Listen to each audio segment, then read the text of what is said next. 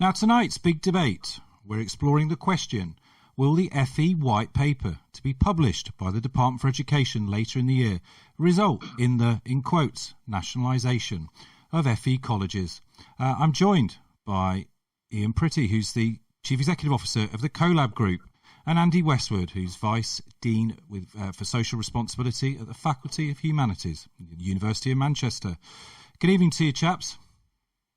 Evening. Evening. Thanks for joining Skills World Live. Ian, now there's no publicly available evidence that DfE plans to nationalise FE colleges in the White Paper later this year, and indeed I just thought obviously that interview with David Hughes is pretty emphatic. He thinks that's not part of the government's agenda, but if it was part of their agenda, would CoLab and the 7 college groups that you represent accept such an outcome? The short answer to that is no. Right. I'm not. But first of all, I'm with David. I'm not convinced there's renationalisation is necessarily on the agenda. I think, and there's a number of reasons for that. I used to work in government, and I was in the Treasury Department, and there's a big issue here between control and the desire of DfE to maybe exert more control over the further education sector. Yeah. But also, if you renationalise, you bring the colleges immediately onto accounting into the national debt. Indeed. And I think also at the same time you'd be bringing risk back into the public sector, and they don't like taking risk. So I'm not convinced by it. So what I do see this is a continuation of the debate we've been having since 2015 with area-based reviews. Right. Just expand on that a bit more. In what way is it a continuation? Well, is it about mergers, if you look at absolutely. If you look at what was driving the area-based review, that was very much about the idea of having a smaller number of larger, more financially sustainable colleges.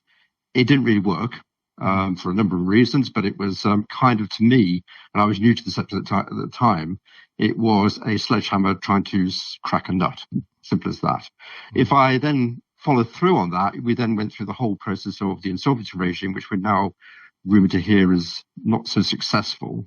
And therefore, government is now looking at another option by which it can exert more control and more intervention through another method, which could be renationalisation or not. But, if I look at my members, I've got colleges in there, and I can name them, that have successfully taken over colleges that are deemed to be failing, and have turned them around. And at the same time, those college groups, one of them, Chichester College Group, for example, recently got Ofsted outstanding, having taken over Crawley College.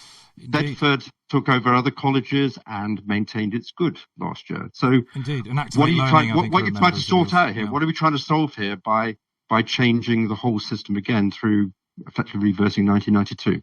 But isn't the word, though, that you chose, I'm sure very carefully, but it was control, and really perhaps that's what this is more about, because when you do relate it to things like the financial insolvency regime, when you do relate it to, some quite high-profile stories that have emanated from the sector press about mismanagement or malpractice or alleged mismanagement and malpractice across the sector, that's what has really alerted, senior officials and ministers under successive governments to think, we need more powers of intervention. It might not, as you say, using the Treasury example of being straightforward nationalisation, where essentially you take all the assets and bring them under one public sector umbrella. Yep. It's probably more nuanced than that, isn't it, then, Ian, from what you're saying? Well, yeah, I'd say it's that. I was a senior civil servant, and you've always got this issue between control and risk transfer. This is what they talked about when they talked about outsourcing. It's also in many ways what the 1992 reform was looking at. It was consolidation, then transferring the risk somewhere else. Now, the more you want to take control, which, to be honest, governments like, the more you want to take control, the more you have to take risk back. And in the case of this sector, you'll be taking more financial risk back. So I question whether, particularly given the situations you are now with COVID-19, the Treasury would be that keen to take on even more financial risk should you get more and more failing colleges. As I say, those examples you cited, they're exceptions. They're not, it's not the norm in the sector. This sector is actually a pretty resilient sector overall. It's suffered from having a lack of funding over the last 10 years of austerity. Yeah. And that has contributed to some of the financial challenges that the colleges have. Mm-hmm. But to turn around and sort of argue that then what you should be looking at is something called renationalisation or taking back more control, to coin a phrase, it to me is dubious. Yeah. I think there is a challenge in the sector, and I think the biggest challenge in the sector are those colleges that are probably sub £20 million in revenues. Now, exclude sixth form colleges from that, I've talked about GFEs. I think that is where the challenge is now. Right. Are they sustainable over the long term? Sure. And if not, what alternative models do we need to put in place to enable them to be sustainable? Okay, let's bring Andy in. Andy, you've worked in government departments covering this brief. And, today, obviously, at the Manchester University, you study closely how government works. I mean, do you think there could be any truth in the idea that DfE plans to nationalise, or are you sort of with Ian and David that it's more about performance intervention and accountability type regimes? I think I am with what Ian said and what David said earlier. This is at the technical end. This is a kind of tidying up. I think, if it's anything, it's a tidying up of the intervention and insolvency regime, probably based on a lack of satisfaction with how previous regimes and processes have worked. And I think there's clearly been some frustration in kind of government being able to pull all the levers that it wants to pull. I mean, go on. Sorry.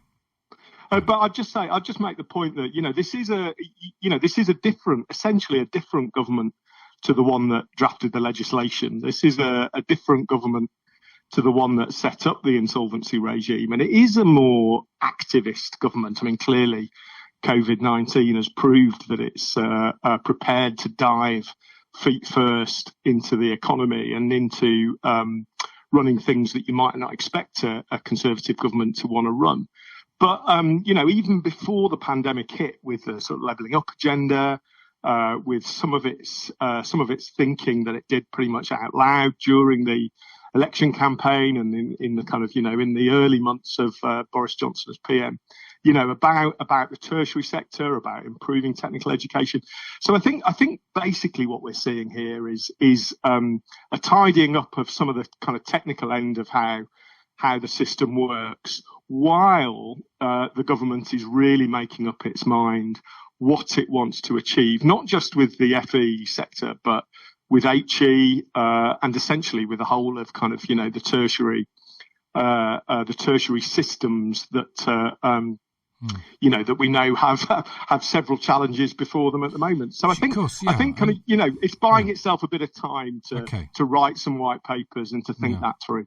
Well, talking of tertiary systems, the Auger review, which was a post-16 review, it included higher education. It looked at, up to a point, looked at funding. It made some recommendations on tuition fees. We'll wait to see the extent to which that makes it into any future white paper as well. But Ian, I mean, how much are you expecting of the Auger review recommendations to be implemented, given that technically we haven't had, have we, the government's formal response to the Auger review yet?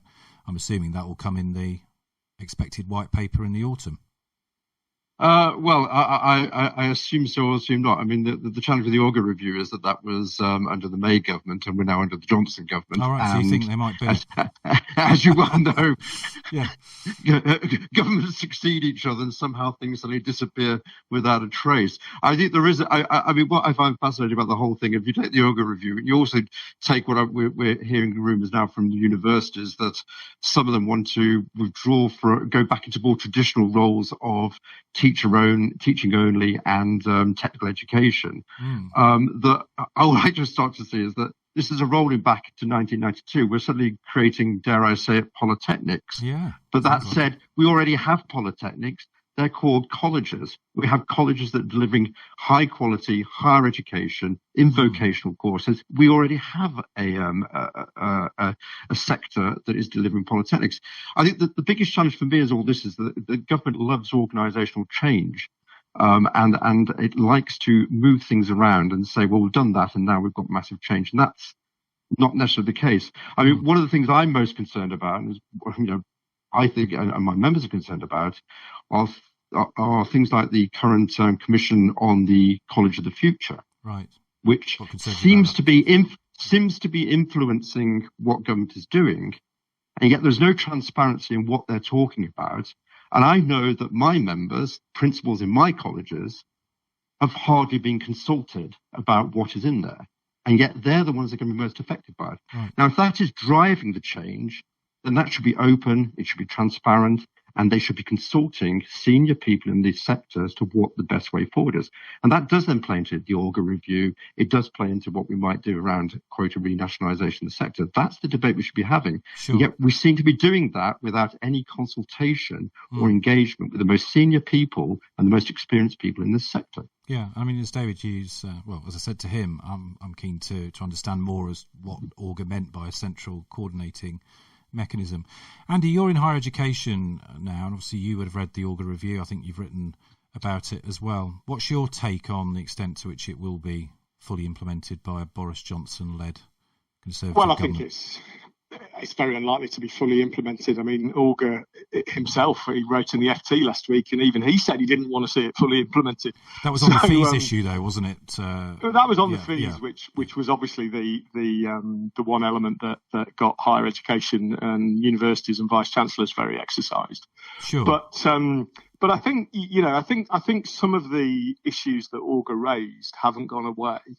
And I think some of the recommendations I think this government will still want to consider very carefully. I mean, it didn't really take Auger to tell us that we've got a big vacuum between level 3 and level 6. The missing middle that he talked about, level 4, level 5.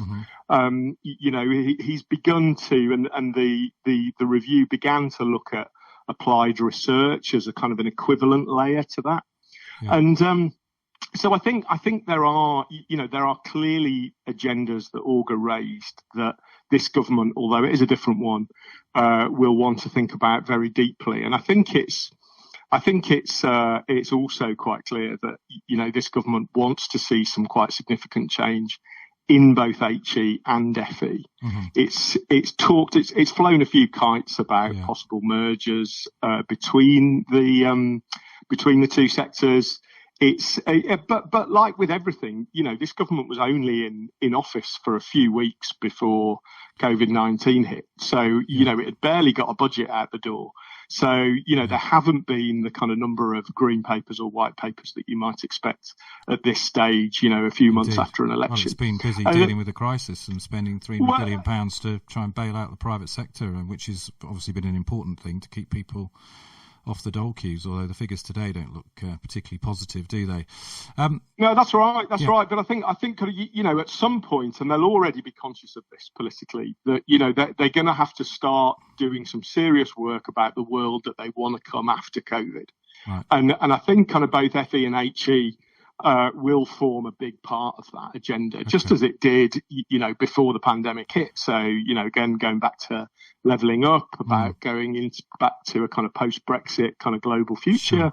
Sure. So I think, but the main point is that real detailed policy thinking hasn't been done. Okay. Well, final thoughts. Can I just add on to that, Andy? Yeah. Can I just add on to that, Andy? Yeah, I think that's an interesting thing. We talk about currently the essential workers being care workers and NHS workers, and that's right.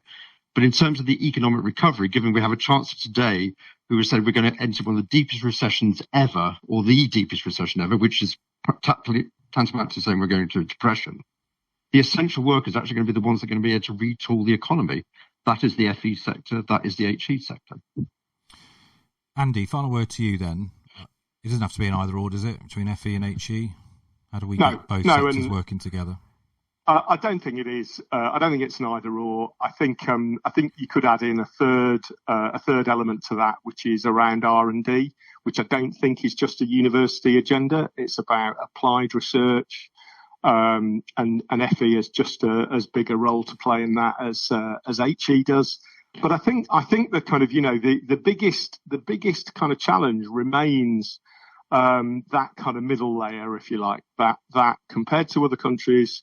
That kind of upper technical layer, level 4, level 5, the applied research that goes with it.